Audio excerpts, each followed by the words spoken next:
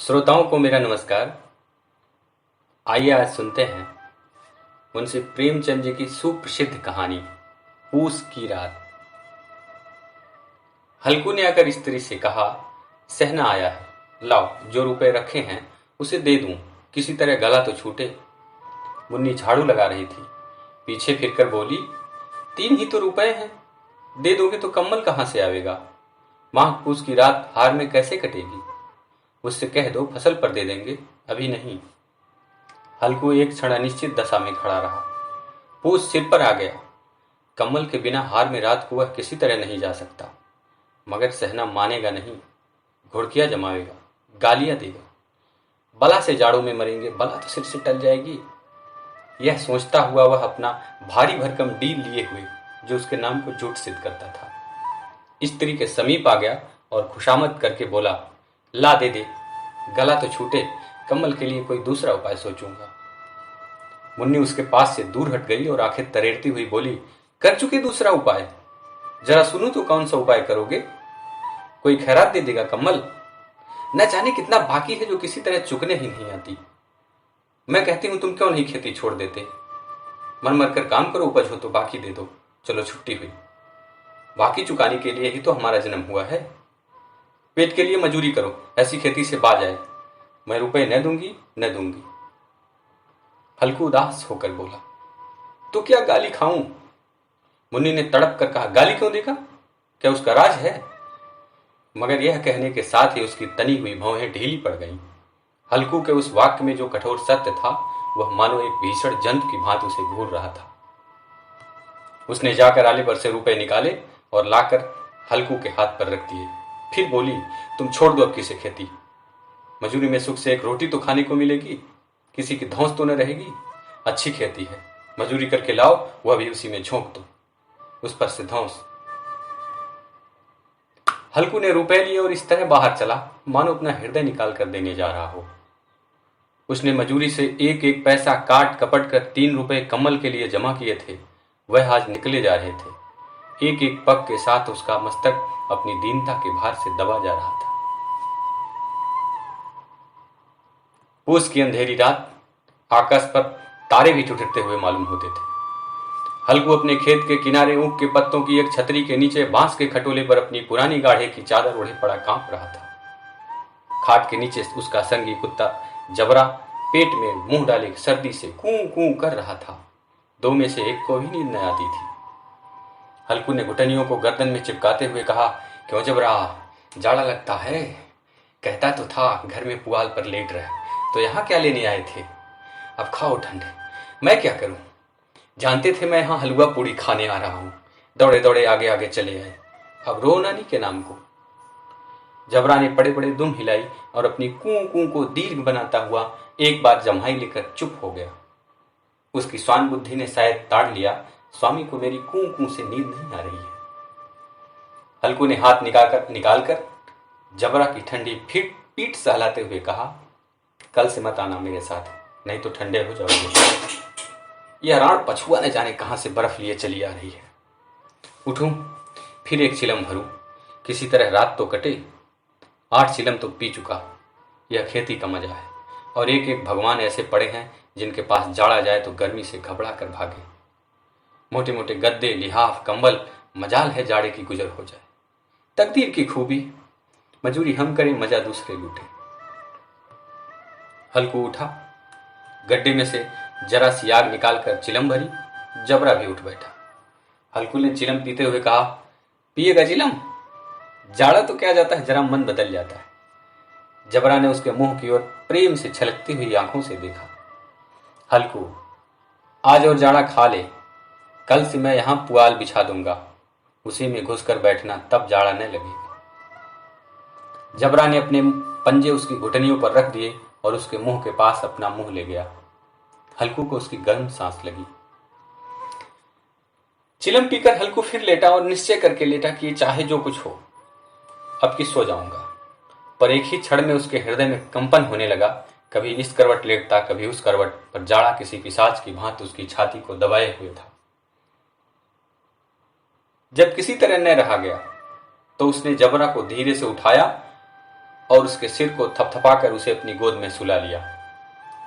कुत्ते की देह से जाने कैसी दुर्गंध आ रही थी, पर वह उसे अपनी गोद में चिमटाए हुए ऐसे सुख का अनुभव कर रहा था जो इधर महीनों से उसे न मिला था। जबरा शायद यह समझ रहा था कि स्वर्ग यही है, और हल्कू की पवित्र आत्मा तो उस कुत्ते के प्रति घृणा की गंध तक न थी। अपने किसी अभिन्न मित्र या भाई को भी वह इतनी ही तत्परता से गले लगाता। वह अपनी दीनता से आहत न था जिसने आज उसे इस दशा को पहुंचा दिया। नहीं, इस अनोखी मैत्री में जैसे उसकी आत्मा के सब द्वार खोल दिए थे और उसका एक एक अणु प्रकाश से चमक रहा था। सहसा जबरा ने किसी जानवर की आहट पाई। इस विशेष आत्मीयता ने उसमें एक नई स्फूर्ति पैदा कर दी थी जो हवा के ठंडे झोंकों को तुच्छ समझती थी। वह झपट कर उठा और छपरी से बाहर आकर भौंकने लगा। हल्कू ने उसे कई बार चुमकार कर बुलाया, पर वह उसके पास न आया। हार में चारों तरफ दौड़ दौड़ कर भौंकता रहा। एक क्षण के लिए आ भी जाता तो तुरंत ही फिर दौड़ता। कर्तव्य उसके हृदय में अरमान की भांति उछल रहा था।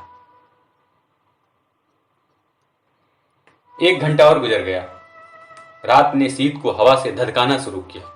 हल्कू उठ बैठा और दोनों घुटनियों को छाती से मिलाकर सिर को उसमें छिपा लिया। फिर भी ठंड कम न हुई। ऐसा जान पड़ता था सारा रक्त जम गया है। धमनियों में रक्त की जगह हिम बह रहा है। उसने झुककर आकाश की ओर देखा। अभी कितनी रात बाकी है। सप्तर्षि अभी आकाश में आधे भी नहीं चढ़े, ऊपर आ जाएंगे तब कहीं सवेरा होगा। अभी पहर से ऊपर रात है। हल्कू के खेत से कोई 1 गोली के टप्पे पर आमों का एक बाग था। पतझड़ शुरू हो गई थी। बाग में पत्तियों का ढेर लगा हुआ था। हल्कू ने सोचा, चलकर पत्तियां बटोरूं और उन्हें जलाकर खूब तापूं। रात को कोई मुझे पत्तियां बटोरते देखे तो समझे भूत है। कौन जाने कोई जानवर ही छिपा बैठा हो, मगर अब तो बैठे नहीं रहा जाता। उसने पास के अरहर के खेत में जाकर कई पौधे उखाड़ लिए और उसका एक झाड़ू बनाकर हाथ में सुलगता हुआ उपला लिए बगीचे की तरफ चला। जबरा ने उसे आते देखा तो पास आया और दुम हिलाने लगा। हल्कू ने कहा, अब तो नहीं रहा जाता जबरू, चलो बगीचे में पत्तियां बटोर कर तापें। टाँठे हो जाएंगे तो फिर आकर सोएंगे, अभी तो बहुत रात है। जबरा ने कूं कूं करके सहमति प्रकट की और आगे आगे बगीचे की ओर चला। बगीचे में खूब अंधेरा छाया हुआ था और अंधकार में निर्दय पवन पत्तियों को कुचलता हुआ चला जाता था। वृक्षों से ओस की बूंदें टप टप नीचे टपक रही थी। एकाएक एक झोंका मेहंदी के फूलों की खुशबू लिए हुए आया। हल्कू ने कहा, कैसी अच्छी महक आई जबरू, तुम्हारी नाक में भी सुगंध आ रही है। जबरा को कहीं जमीन पर एक हड्डी पड़ी मिल गई थी, वह उसे चिचोड़ रहा था। हल्कू ने आग जमीन पर रख दी और पत्तियां बटोरने लगा। जरा देर में पत्तियों का ढेर लग गया। हाथ ठिठुरे जाते थे, नंगे पांव गले जाते थे और वह पत्तियों का पहाड़ खड़ा कर रहा था। इसी अलाव में वह ठंड को जलाकर भस्म कर देगा। थोड़ी देर में अलाव जल उठी। उसकी लौ ऊपर वाले वृक्ष की पत्तियों को छू छू कर भागने लगी। उस अस्थिर प्रकाश में बगीचे के विशाल वृक्ष ऐसे मालूम होते थे मानो उस अथाह अंधकार को अपने सिरों पर संभाले हुए हो। अंधकार के उस अनंत सागर में यह प्रकाश एक नौका के समान हिलता मचलता हुआ जान पड़ता था। हल्कू अलाव के सामने बैठा आग ताप रहा था। एक क्षण में उसने दोहर उतारकर बगल में दबा ली, दोनों पांव फैला दिए मानो ठंड को ललकार रहा हो, तेरे जी में जो आए सो कर। ठंड की असीम शक्ति पर विजय पाकर वह विजय गर्व को हृदय में छिपा न सकता था। उसने जबरा से कहा, क्यों जब्बर, अब ठंड नहीं लग रही है? जब्बर ने कूं कूं करके कहा, अब क्या ठंड लगती ही रहेगी?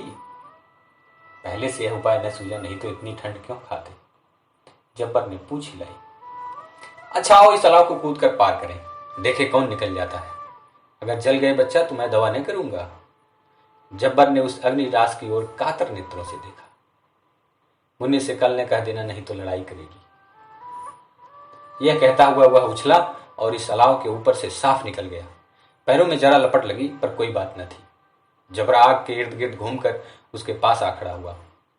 हल्कू ने कहा, चलो चलो, इसकी सही नहीं, ऊपर से कूद कर आओ, ऊपर से। वह फिर कूदा और अलाव के इस पार आ गया। पत्तियां जल चुकी थीं। बगीचे में फिर अंधेरा छा गया था। राख के नीचे कुछ कुछ आग बाकी थी जो हवा का झोंका आ जाने पर जरा जाग उठती थी, पर एक क्षण में फिर आंखें बंद कर लेती थी।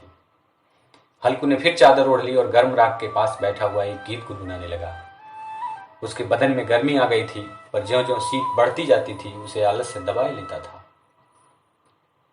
जबरा जोर से भूंक कर खेत की ओर भागा। हल्कू को ऐसा मालूम हुआ कि जानवरों का एक झुंड खेत में आया है। शायद नीलगायों का झुंड था। उनके कूदने दौड़ने की आवाजें साफ कान में आ रही थी। फिर ऐसा मालूम हुआ कि खेत में चर रही हैं। उनके चबाने की आवाज चर चर सुनाई देने लगी। उसने दिल में कहा, नहीं, जबरा के होते कोई जानवर खेत में नहीं आ सकता। मनोज ही डाले, मुझे भ्रम हो रहा है। कहाँ, अब तो कुछ नहीं सुनाई देता।